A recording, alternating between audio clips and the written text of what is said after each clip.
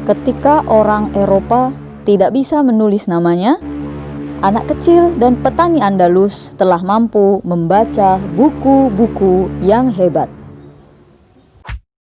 Bismillahirrahmanirrahim. Iqra' bismi rabbikal ladzi khalaq. Khalaqal insana min 'alaq. Iqra' wa rabbukal akram. Alladzi 'allama bil qalam. 'Allamal insana ma lam ya'lam.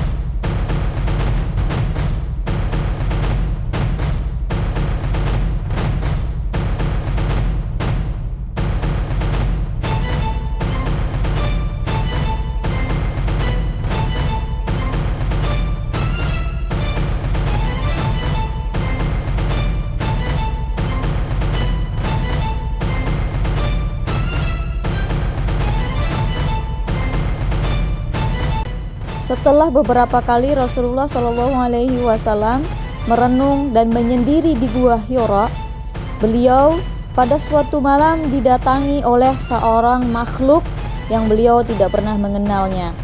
Makhluk itu secara tiba-tiba masuk, tak terdengar suara langkah kakinya, tak terdengar kedatangannya, tiba-tiba ada di dalam gua bersama dengan Rasul, lalu memeluk Rasul dengan kencang, dengan erat, sambil memerintahkan Rasulullah SAW untuk melakukan sesuatu yang beliau tidak bisa.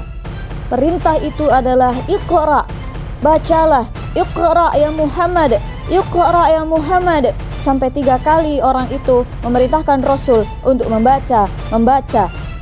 Kita semua tahu bahwa Rasul adalah ummi, tidak bisa membaca dan tidak bisa menulis. Kita bayangkan berada di posisi Rasul saat itu, berada di tempat yang tinggi dan sepi, tidak ada orang sama sekali. Tiba-tiba didatangi seorang makhluk yang beliau tidak pernah berjumpa, tidak pernah mengenalnya sama sekali.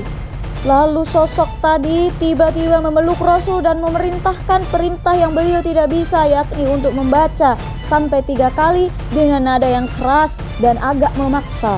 Makhluk itu adalah malaikat Jibril yang diperintahkan oleh Allah Subhanahu wa taala mengirimkan surat cinta pertama Allah kepada seluruh manusia sebagai risalah yang akan membawa kemajuan. Keringat dingin mengucur deras membasahi diri Rasulullah karena merasakan ketakutan yang luar biasa. Lalu beliau menemui istri tercintanya yaitu Khadijah radhiyallahu anha. Lalu oleh Khadijah Rasul memintanya untuk diselimuti, maka diselimutilah Rasulullah. Dan setelah ini turunlah Quran surat Al-Muzammil, wahai orang-orang yang berselimut. Iqra' adalah surat cinta pertama Allah kepada seluruh manusia sebagai jawaban atas doa-doa Nabi Muhammad SAW selama berada di masa perenungan di Gua Hira. Perintah pertama Allah kepada seluruh manusia sebagai tanda cintanya Allah adalah membaca. Bukan sholat, bukan zakat, bukan puasa, bukan pula haji, tapi membaca. Ayat ini menjadi semangat orang-orang mukmin pada abad kejayaan Islam atau sekitar abad pertengahan untuk mencari ilmu sebanyak-banyaknya. Mereka tidak membatasi tentang ilmu pengetahuan. Sebagaimana video yang sudah saya taruh di awal tadi, ketika putra-putra Eropa pada saat yang sama tidak bisa bahkan menuliskan namanya sendiri, anak-anak muslim di Andalusia, karena saat itu peradaban Islam terbaik ada di Andalusia, anak-anak muslim di Andalusia sudah bisa menuliskan buku-buku yang hebat, membaca buku-buku yang hebat, berbondong-bondong ke sekolah. Maka jika kita menengok sejarah, tak heran di abad kejayaan Islam banyak terlahir orang-orang hebat pada generasi itu yang menemukan banyak sekali ilmu yang saat ini kita gunakan. Materi ini akan kita pelajari di bab 5 nanti. Salah satu contohnya saja, di saat banyak orang menganggap emas atau besi yang meleleh itu karena ilmu sihir, ilmuwan muslim pada masa kejayaan Islam sudah menemukan bahwa emas dan besi meleleh karena reaksi kimia tertentu. Itulah semangatnya orang-orang yang beriman saat memahami betul isi dari surat cinta pertama Allah kepada seluruh makhluk, yakni Quran surat Al-Alaq ayat 1 sampai dengan ayat 5 yang diawali dengan Iqra. Mari kita perhatikan bersama-sama. Setelah kata Iqra, tidak ada objek setelahnya. Yang ada adalah kalimat, kalau bahasa Indonesia kita bisa sebut itu keterangan. Bismi rabbikal ladzi khalaq, dengan menyebut nama Tuhanmu yang menciptakan.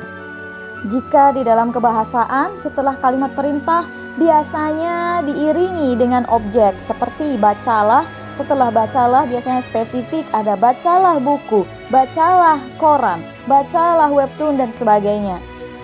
Tapi inilah uniknya surat cinta pertama Allah, Iqra, tidak diiringi objek. Artinya kita sebagai manusia diminta untuk banyak membaca apapun. Tidak dibatasi oleh hal-hal tertentu, hanya Al-Quran saja. Tapi apapun, membaca segala hal yang dengannya kita bisa berilmu, yang dengannya kita bisa membedakan mana baik dan mana buruk, yang dengannya kita mengakui 100% kebenaran ajaran Islam tanpa tapi.